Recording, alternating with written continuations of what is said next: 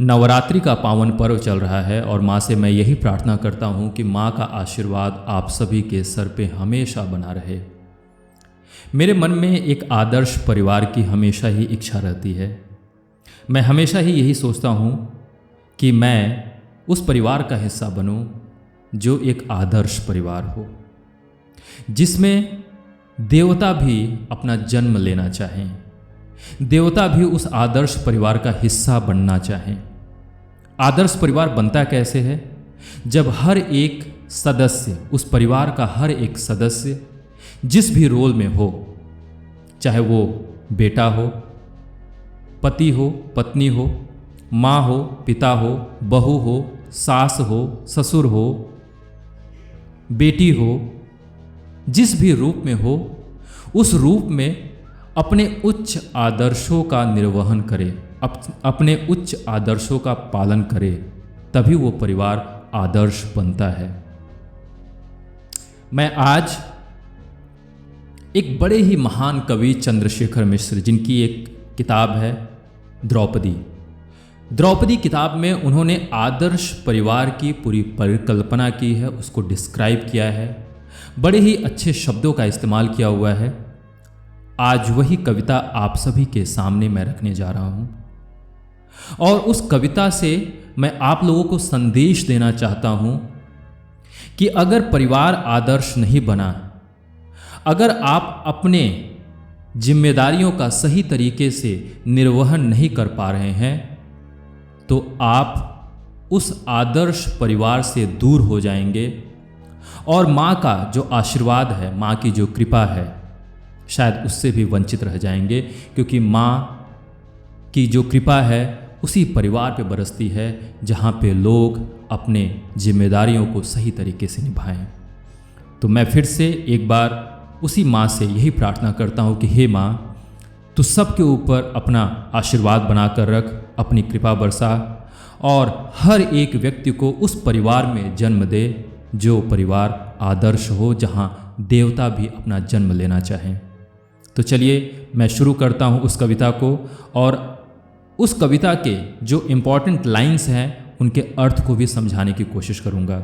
हो सकता है आपको ये कविता पसंद आए। शुरू करता हूँ। भूई अस माई अस मान अस बाप रहे, औ भय हरे भाई मन विमल विचार द। माँ भूमि की तरह हो और आसमान की तरह बाप हो।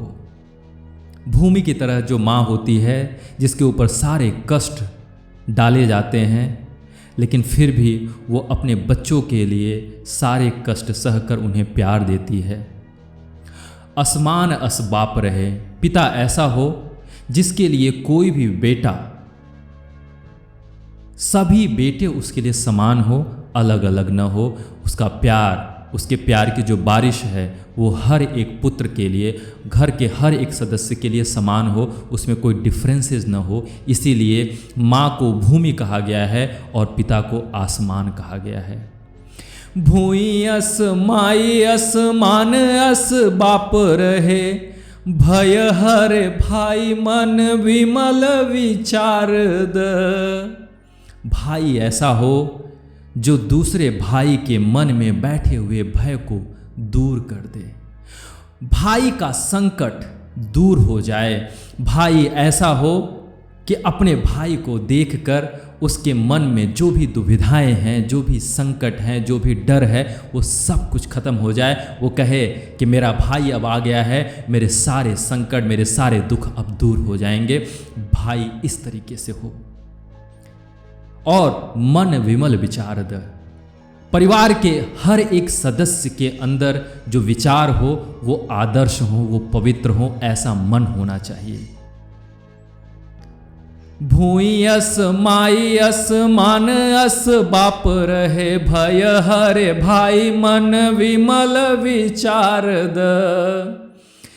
बस में सपूत रहे, बल में अकूत रहे, शस्त्र और शास्त्र दुनहु क जानकार द।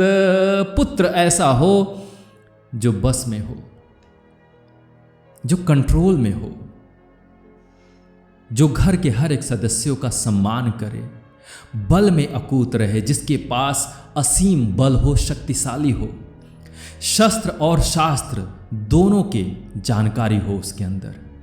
शस्त्र का अगर उपयोग करना हो तो उसके लिए भी उसके अंदर महारत हो, और शास्त्र मतलब ज्ञान में भी पारंगत हो, वो ज्ञानी हो।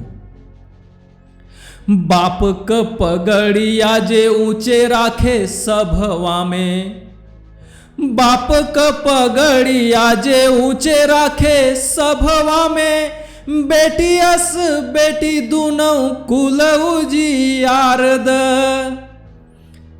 और जवन के देखी देखी देवता तरसी जालेन, जिंदगी जो दत्तनाथ अस परिवार द। बेटी ऐसी हो जो बाप के पगड़ी को, पगड़ी मतलब सम्मान, बाप के पिता के सम्मान को पूरे समाज में ऊंचा रखे, उसके सम्मान को गिरने न दे, और बेटी दोनों ही कुल को उजाला कर दे। क्योंकि आपको पता है कि बेटी अपने पिता के घर पे भी रहती है, और जब शादी हो जाती है तो अपने ससुराल में आ जाती है। तो बेटी का संबंध दोनों ही कुलों से होता है। तो बेटी ऐसी हो जो दोनों ही कुल को उजियाला कर दे, दोनों ही कुलों में अपना सम्मान दे, बाप के सम्मान को हमेशा ही बढ़ाए, दोनों कुलों का नाम रोशन करे। बेटी ऐसी हो, और ऐसे परिवार को जिसको देवता भी देख देख के तरस जाते हैं, जिस परिवार में देवता भी जन्म लेना चाहते हैं, हे माँ मुझे ऐसा ही परिवार दे, अगर मुझे जिंदगी दे तो इसी ही आदर्श परिवार में मेरी जिंदगी देना। आगे बढ़ते हैं। दूध बदे पूत रहे, पूत बदे दूध रहे, छोट बड़ जस रहे तैसन दुलार द। वाह वाह। दूध बदे पुत रहे, पुत्र का जीवन ऐसा हो जो मां के दूध का मूल्य चुकाने के लिए समर्पित रहे। पुत्र ऐसा हो जो मां के जीवन के लिए समर्पित हो। मां का जो कर्ज है उसको उतारना बड़ा मुश्किल होता है। इसीलिए यहां पे चंद्रशेखर मिश्र जी बोल रहे हैं कि दूध बदे पुत रहे। मां का जो कर्ज है, एक ऐसा पुत्र हो जो मां के कर्ज को चुकाने के लिए हमेशा ही आतुर हो, फिर भी मां का कर्ज चुकाया नहीं जा सकता है। पूत बदे दूध रहे, वाह। मतलब अगर पुत्र हो तो उसके सर पे मां का साया भी बना रहे, क्योंकि पुत्र को, उस संतान को मां का प्यार चाहिए होता है। तो ऐसा परिवार हो जहां पे पुत्र ऐसा हो जो मां के लिए समर्पित हो, और अगर पुत्र उस परिवार में हो तो उसको माँ का दुलार भी मिलता रहे, माँ का प्यार भी मिले, माँ के आंचल का साया उसके ऊपर हमेशा ही बना रहे। छोटा बड़ा जैसा भी हो, छोटे को प्यार मिलना चाहिए, बड़े को सम्मान मिलना चाहिए। इस तरीके से परिवार में सभी लोग बने रहें। फिर आगे बढ़ते हैं। माई जस गाई रहे, और गाई जस माई रहे, ऊपरा से सरग जमीन पे उतार द। घर के आगे एक गाय हो जो माँ की तरह प्यार करे, और अगर घर में माँ हो तो वो गाय की तरह हो जो अपने बच्चों के लिए सारे कष्ट को सह लेती है, लेकिन उनको दूध पिलाती है, उनको प्यार करती है। तो माँ गाय की तरह हो, और घर के सामने एक गाय हो जो माँ की तरह सबको प्यार करे, और इस तरीके से कंडीशन हो कि स्वर्ग भी उस परिवार के अंदर उतरने की कोशिश करे। पानी अस सासु रहे, मछरी पतोहु रहे, गंगास निर्मल मन में विचार द। पानी अस सासु रहे, मछरी पतोहु रहे, गंगास निर्मल मन में विचार द। वाह। आपको पता है कि मछली और पानी का कैसा संबंध होता है। मछली को अगर पानी से बाहर निकाल दिया जाए तो मछली तड़प तड़प के मर जाती है, और पानी का भी वही एक जिम्मेदारी होती है कि अगर मछली पानी के अंदर है तो मछली को किसी भी तरीके से कोई कष्ट नहीं होता है, किसी भी तरीके से उसको परेशानी नहीं होती है। वो अपनी ज़िंदगी को हंसते हुए मुस्कुराते हुए जीती है। तो घर में अगर सासू माँ हो तो वो पानी की तरह हो, जिसकी छत्र छाया में अगर पतोह बहू रहे तो बहू को किसी भी तरीके से चिंता न हो, और बहू भी ऐसी होनी चाहिए जिसके अंदर ये भाव हो कि सासू माँ के बिना मेरी ज़िंदगी अधूरी है, अगर सासू माँ नहीं रहेंगी तो मेरी ज़िंदगी नहीं के समान है, ये भाव होना चाहिए। तो पानी अस सासू रहे, मछरी पतोहू रहे, गंगा अस निर्मल मन में विचार दे। हमारे मन में इस तरीके से भावनाएं हो, इस तरीके से भाव उठे जो पूरी तरीके से निर्मल हो, किसी से द्वेष न हो, ईर्ष्या न हो, इस तरीके से भाव परिवार के हर एक सदस्य के अंदर होना चाहिए। अगर ऐसा परिवार है तो देखिए आगे क्या कहते हैं कवि। जवने के देखी देखी देवता तरस जाले, जिंदगी जो दत्त नाथ अस परिवार द। इस तरीके से अगर कोई परिवार हो तो वहाँ पे देवता भी तरस जाते हैं और वो कहते हैं कि भगवान अगर मुझे इस धरती पे जन्म अगर देना है तो ऐसे परिवार में जन्म देना जहाँ पे इस तरीके से लोग बसते हैं।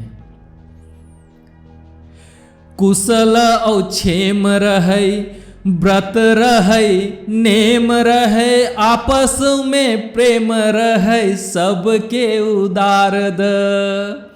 हर एक व्यक्ति के अंदर सभी के प्रति उदार भावना हो, दया भावना हो, एक दूसरे के प्रति प्रेम रहे, कुशल और क्षेम एक दूसरे के जानते रहें, व्रत रहे, संकल्प लेने की शक्ति हो। कुशल और क्षेम रहे, व्रत रहे, नेम रहे, आपस में प्रेम रहे, सबके उदार द। मन निर्दोष रहे, आपन भरोस रहे, सुघर परोस रहे, भाई वीर यार द। मन निर्दोष रहे और अपने आप पे भरोसा रहे। परिवार के हर एक सदस्य को अपने आप पे भरोसा रहे कि मैं इस परिवार का सदस्य हूं और मैं इस परिवार के लिए बहुत ही महत्वपूर्ण व्यक्ति हूं।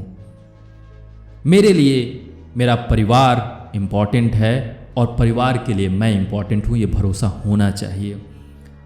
सुघर परोस रहे, पड़ोसी एक अच्छा पड़ोसी रहे। अगर पड़ोसी हमारे अच्छे नहीं होते हैं तो हम मन मस्तिष्क से बड़े ही कमज़ोर हो जाते हैं, टेंशन बनी रहती है। इसीलिए उस परिवार में हम आएँ जहाँ पे पड़ोसी अच्छा हो, सुघर हो, और भाई ऐसा हो जो शक्तिशाली हो, वीर हो।